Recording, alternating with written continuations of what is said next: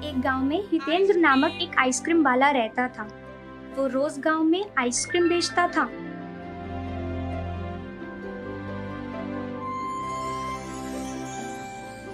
यही उसके पैसे कमाने का जरिया था। वो बहुत अच्छा आदमी था और सबको सहायता करता था।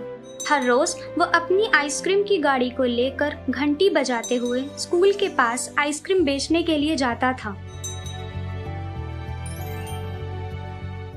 आइसक्रीम, आइसक्रीम, आइसक्रीम, आइसक्रीम, रंग बिरंगी आइसक्रीम, आइसक्रीम। वो घंटी सुन के रवि आइसक्रीम वाले के पास दौड़ के आया। अंकल, वो लाल वाला आइसक्रीम कितने का है? 5 रुपए बेटा। ठीक है, तो वो हरा वाला आइसक्रीम कितने का है? वो भी 5 रुपए का है। बेटा, तुमको कौन सा चाहिए? अरे, मेरे पास तो 1 ही रुपए है, मैं कैसे खाऊंगा? ठीक है बेटा, तुम चिंता मत करो। अभी के लिए 1 रुपए दे दो, तुम्हारे मनपसंद रंग का आइसक्रीम ले लो और बाकी के 4 रुपए तुम मुझे कल दे देना।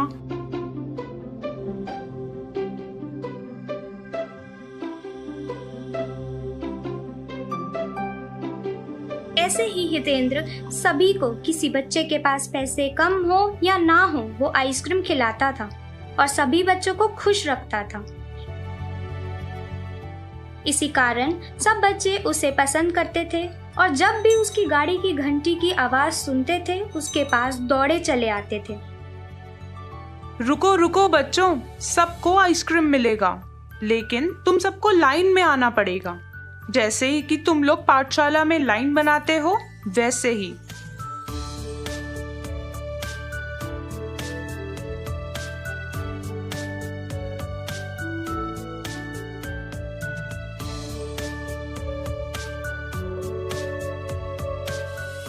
अरे भाई हितेंद्र, पैसे हो या ना हो, तुम सभी को आइसक्रीम खिलाते हो, इसमें तुम्हारा क्या फायदा होता है? ऐसे नहीं वीरेंद्र भाई, बच्चे जब आइसक्रीम खा के खुश होते हैं तो उनकी खुशी देख के मुझे भी बहुत खुशी होती है। मेरे लिए वही बस है वीरेंद्र भाई। ऐसे ही एक दिन स्कूल के पास आइसक्रीम बेचकर चले जाने के लिए तैयार हुआ। वो जब जा रहा था, एक बच्चा उसके पीछे पीछे आ रहा था, परंतु हितेंद्र को उसके बारे में कुछ भी पता नहीं था। कुछ समय बाद हितेंद्र घर पहुंचकर अपनी कुर्सी पर बैठा था। तभी उसे एक बच्चे की रोने की आवाज सुनाई दी। ये रोने की आवाज कहाँ से आ रही है?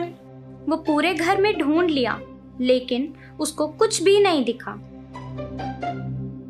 परंतु उसको रोने की आवाज सुनाई दे रही थी। लगता है ये आवाज बाहर से आ रही है। ऐसा सोच के वो बाहर आ रहा था तो देखा कि एक बच्चा उसकी गाड़ी के पास बैठ के रो रहा है। अरे बेटा, तुम क्यों रो रहे हो और तुम यहाँ कैसे आए? मुझे मेरी माँ की बहुत याद आ रही है। इस समय मुझे मेरी माँ खाना खिलाती है। मुझे अपनी माँ के पास जाना है, मुझे बहुत भूख लग रही है। ये सुन के हितेंद्र उस बच्चे को घर में लेके खाना खिलाता है। तुम यहाँ कैसे आ गए बेटा? तुम्हारे माँ पिताजी किधर हैं? आप हर रोज हमारे स्कूल के पास आइसक्रीम बेचने के लिए आते हैं ना? आपके जाने के समय आपके पीछे पीछे आ गया। बेटा, तुम घर क्यों नहीं गए? मेरे पीछे पीछे क्यों आ गए? मैंने अपने पापा को बॉल खरीदने के लिए पूछा था, परंतु उन्होंने नहीं खरीदा। इसकी वजह से मुझे गुस्सा आ गया और आपको देखा तो मैं आपके पीछे पीछे आ गया। बेटा, बॉल नहीं खरीदी तो गुस्से से चले आए, ये तो गलत बात है। तुम्हारे लिए तुम्हारे माँ पिताजी परेशान हो रहे होंगे। तुम कभी भी ऐसे नहीं करना ताकि तुम्हारे माँ पिताजी तुम्हारे लिए परेशान हो। अभी इधर ही सो जाओ, मैं कल सुबह तुम्हें तुम्हारे घर पे छोड़ दूंगा। नहीं, मुझे नहीं जाना, मुझे आपके पास ही रहना है अंकल जी। ऐसे नहीं बेटा, ऐसे नहीं बोलते। तुम्हारे लिए तुम्हारे मम्मी पापा बहुत दुखी हो रहे होंगे। निखिल को ऐसा बोल के वो उसे सुला देता है। अगली सुबह वो आइसक्रीम बेचने के लिए तैयार हो जाता है और उसके साथ निखिल को भी लेकर जाता है ताकि वो उसको उसके माँ पिताजी को दे सके। उधर निखिल के माँ और पिताजी उसको दोस्तों के घर और स्कूल के आसपास चारों तरफ ढूंढ रहे होते हैं। अंकल जी, मैंने कल निखिल को आइसक्रीम की गाड़ी के पीछे जाते देखा था। वो अभी तक घर नहीं आया क्या?